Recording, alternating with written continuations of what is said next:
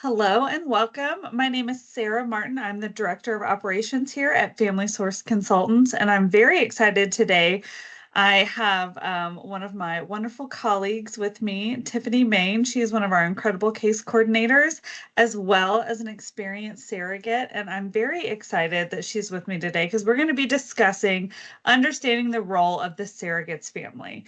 She has a lot of great information, and I'm really excited just to talk through it and to learn about what surrogacy looks like through the eyes of a partner and their family, their support system, and just what the children and partners and the support system go through as well on the journey. So, Tiffany, welcome. Thanks for joining me today. Sarah, thanks so much for having me. I'm excited to talk about this topic. As a three-time surrogate, it's essential to have a family unit. This is a team effort for sure. So very excited to talk about this topic. Absolutely. And that's something I think sometimes catches people by surprise. I was like, no, we have the support system, you know, as a part of things all the way at the very beginning. That's something even if a surrogate is married or partnered, we have the partner join the match meeting. Like they're I have to go, they're a big part of this journey as well. And Absolutely. it's sometimes I'll have a partner that kind of sits stoically side by side in a match meeting. And I always say, hey, partner, your feedback is important too. Your opinion, your part in this journey is integral. So speak up. You don't have to be the silent participant today. So I always have to kind of nudge them, as we are matching to be a part. But let's just jump right into it, just kind of up top. Talk through some of the, what concerns um, are important to discuss with your partner, just at the very beginning as you're gaining their support during the surrogacy journey. Yeah, of course. Obviously, pregnancy is very demanding physically and emotionally. So, no matter what kind of pregnancy it is. So, just having a partner who you've discussed all the health risks with and, what that's going to look like for you and your family if you are pregnant. And, especially when you're caring for somebody else, it comes with some extra emotion and things like that as you're, navigating everything. So that, and then, as I was saying, just kind of being on the same field for the expectations of what you expect out of the journey itself. Are you looking for an intimate, close relationship with the intended parents? Does your partner want that? Or do they just kind of want to be that? My husband referred to himself as an accessory a couple of times during the journey, especially that first one when it was all new to him. But then as he became more and more comfortable with everything that it entails, and he felt educated and kind of knew what was next. We all were on that same, had those same expectations. So and then just your mental health, it's a Yeah, very emotional. absolutely. Tiffany, these are great suggestions. Anything else just that you feel like you should make sure you discuss with your partner just up front before, or at the very beginning? So yeah, definitely the time commitment that's required through this process.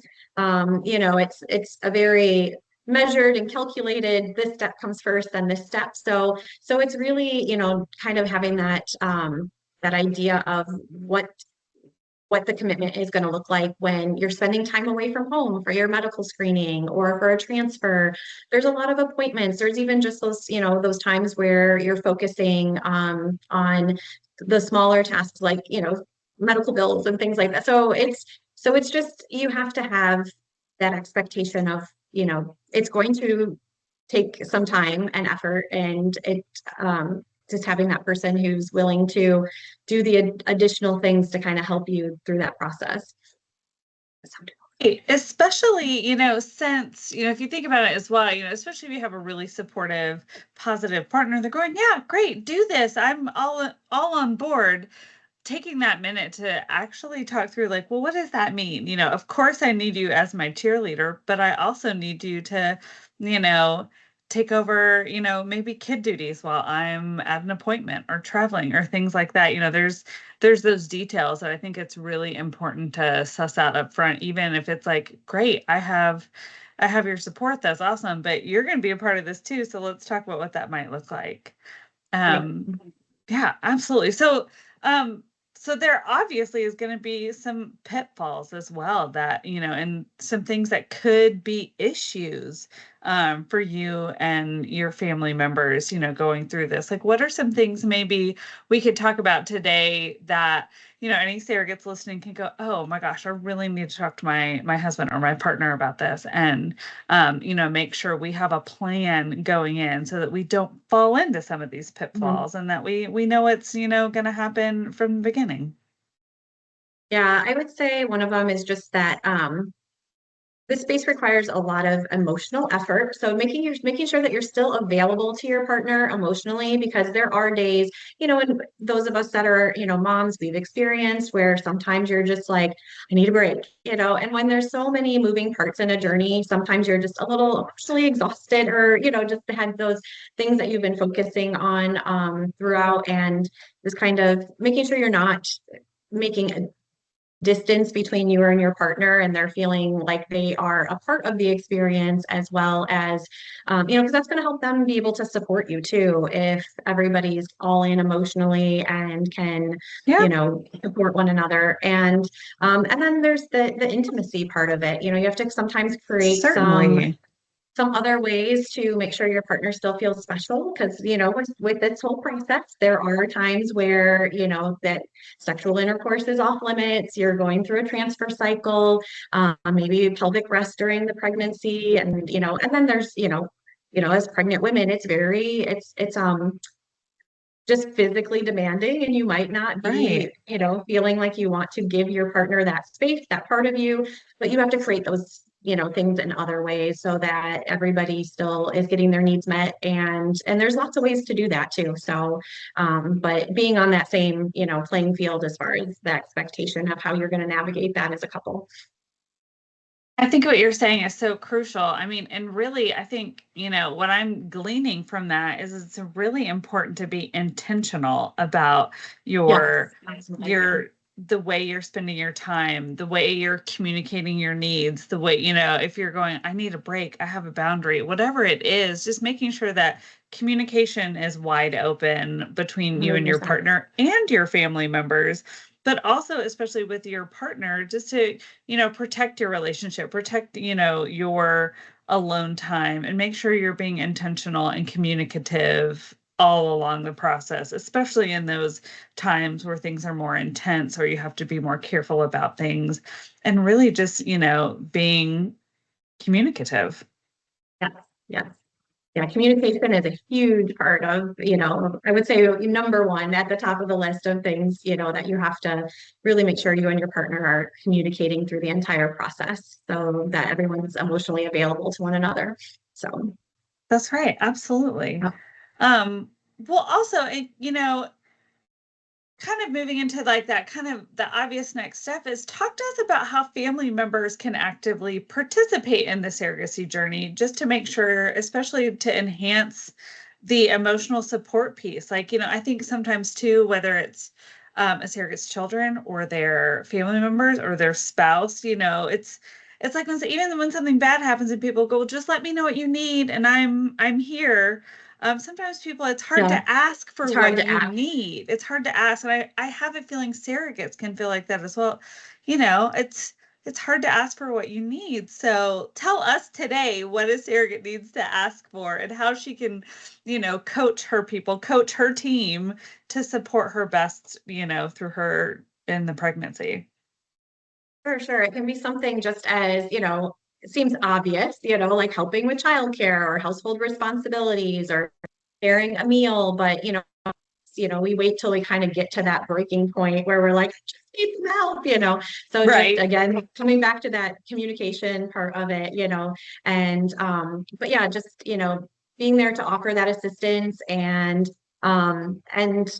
also, understanding the process, because through some of this, when you're on you start those medications, and it might seem simple initially. Oh, I'm taking some estrogen or I'm taking some progesterone, but those, hormones, they get in your system and they affect you. And so while your husband's like, I don't know, she's just being crazy, or your partner is like, I don't know what's going on with her right now. But a lot of it, if they understand the process and they understand how these medications work, how the steps of the pregnancy and all that, it really will help with offering that assistance before it gets to a point where somebody's feeling their needs aren't being met, but also thinking further along too, once you're at the point in the journey where you have some things to celebrate, being a part of those celebrations, and Yeah. as you check things off the list, and that's always, it just is validating and feels rewarding to have somebody in your corner who's like, I know that, getting through to this point has required a lot emotionally, and I'm really proud of you. I'm just, I'm excited for what's to happen next. And that's the really thing, is just being excited about those next steps and celebrating each of the milestones. Love that. I think you touched on some really key things there. One, yeah, let's don't make me ask. Can you, please just, maybe a commitment, any partners listening, maybe you could commit, to your wife or your partner who is going to be the surrogate. Here are some things in our household or our life that I'm just going to own for the next year. This Mhm. is mine, whether it's, I'm now just completely taking over kid pickup, or I'm taking over the mental load of A, B, or C in the family, whatever it is, and maybe just kind of making that commitment and making that plan ahead of time. This is what I'm taking off your plate while you're adding Yeah. on this, really massive thing to yours. And as well, just jumping in, just do the things, grab the vacuum, make dinner, whatever it is, just to help kind of lighten that load for you. Celebrating, that's the best part. Do all the celebrating. But I really want to hone in on what I heard you say, for them to educate themselves in the process as well. And I think that's huge, because what a way to be a really good partner is to know what they're going, what's next. What does it mean to have a what is the medical clearance appointment? Very, yeah. What does it mean to be on the medications? What are some of the side effects? How long are we going to take this? Could they help administer them? What are the appointments that are important? Do you even know what an HCG test is? Whatever those things are, like, I think it's important. you know we have lots of resources on our website, of course, that are just easy going.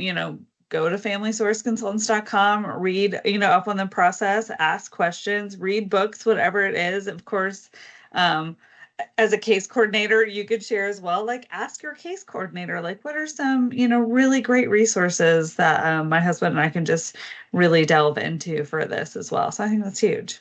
Yeah. Yeah.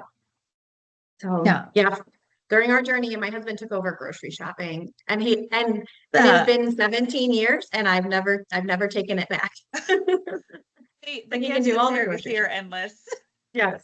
Yeah, for sure. Okay, I Hmm. love that.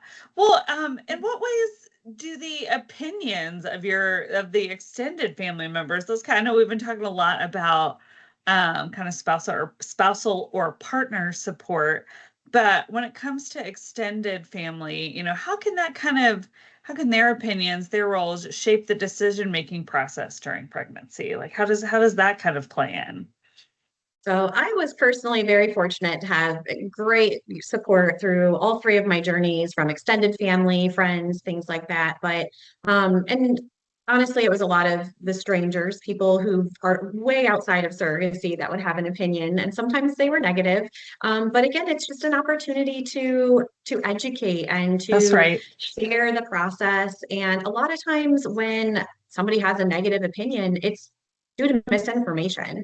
They just don't know the full picture, and that's where we're a lot, as a community, within the surrogacy community, we can educate and kind of inform Right. others about how everything works. So there's also, sometimes you just have to set boundaries, and there may be a relationship that it's beyond being able to navigate an opinion of somebody else, and you just have to say, you know what, we're just, we're going to agree to have our differences. This is something that I'm passionate about. This is something that I love that I can do for somebody else. And for the time being, we're just going to kind of step back from that relationship if necessary, and not being afraid to have to do that if this is something that's that meaningful to you that you want to proceed with it. And surround yourself with those positive people. If you have them in your corner, that's, you focus on those relationships and give life to those relationships when you as much as you can, because they're the ones that are going to be there for you. Absolutely. I mean, and yeah, so on the flip side, if, a family member is, or anyone in your extended network is, cautious or curious or even negative about the experience, like you said, educating them can often absolutely change that. But it's also, like you said, it's really great when our extended family members are also excited, or Mm. whether that's, the kids or aunts, uncles, parents, whatever it is. How can that also improve, your emotional well-being as a surrogate? Like maybe even you have like a personal experience where you're like, wow, one of my best friends or my sister, really was my cheerleader through this whole thing, and it made the big difference. It does. It does. Yeah. It just kind of validates, the experience. And I was so lucky to have some really close friends that were, supportive and may have become surrogates themselves after kind of seeing, me go Oh, through I the love to process hear and that. that. So yeah, because it's infectious. It's just to know that you are able to, help these families and help create families. And, when you have people who are there to support you through it, it just raises your confidence so that you can navigate some of the difficulties and have those people to celebrate with too. So yeah, it's so important to have everybody in your corner. Absolutely. And I think sometimes some of those people in our life identify themselves quickly and are like, great, I'm on board. I'm going to be your champion this whole time.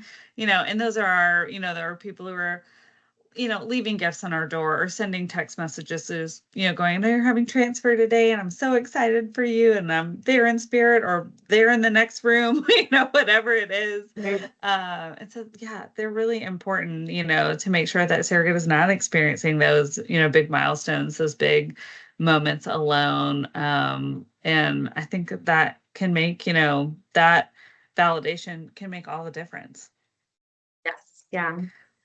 When I want to switch gears, you've had your surrogate hat on for a little bit. This is why, I love that you're here today because you are a three-time surrogate, like you said, but you're also a really gifted and experienced, case coordinator. What are just some tips from your perspective, also from as a case coordinator and a surrogate, but just from, being a part of so many other people's journeys, just what are some tips that you've gleaned along the way from, from your profession as well as being a surrogate? So, I mean, a lot of it just really comes back to that communication again, and whether it's your partner, your case coordinator, whoever it is, just not being afraid to reach out and really, share your thoughts, be honest with yourself and the people that are in your life, Mm, to ensure that you're, getting all those needs met, and both physically and emotionally. I mean, it can be a lot at times, and then there's other times where it's just, you just want to share and have those people that you can turn to, share the joyous moments as well. And really, making time for yourself and for, your partner. Just make sure that um, you're taking that time to refresh, renew, and it can sometimes just be I don't want to say overwhelming, but we all have those things in our lives that when you're giving as a mother, or giving as a partner, or you've added being a surrogate and there, that you want to make sure you're really focusing on refresh, renew, having something to look forward to. I mean, obviously you have this, amazing birth and delivery and the intended parents to look forward to, but then put a little something on the side for yourself when it's all said and done, like have something in your plans that you've kind I of love focused on. that. so that you can reward yourself at the end as well, and your family, your children, your husband, because I've explained it, for those of us that have, been married, it's kind of like your wedding day. It's all this anticipation and excitement leading up to that special day, and then it happens, and then you're Yeah. kind of like, what do I do next? And What now? so just kind of, yeah, so just kind of making sure that you're, when you get to that point where you can think ahead past the delivery and everything else, that you're doing something for yourself. And whether that's going to get a massage, or it's, taking a trip, or whatever it might be, whatever it looks like for your family. There are so many options, and just like I said at the very beginning, it's a team effort. So kind of thinking of your family unit as a team, and making sure they're all appreciated and feeling loved through this process, because you wouldn't be able to do it without them. They're essential to a successful surrogacy journey, having that, loving family and friends in your corner. So I can't think of a better place really to, wrap up this conversation is just with with your comments about that.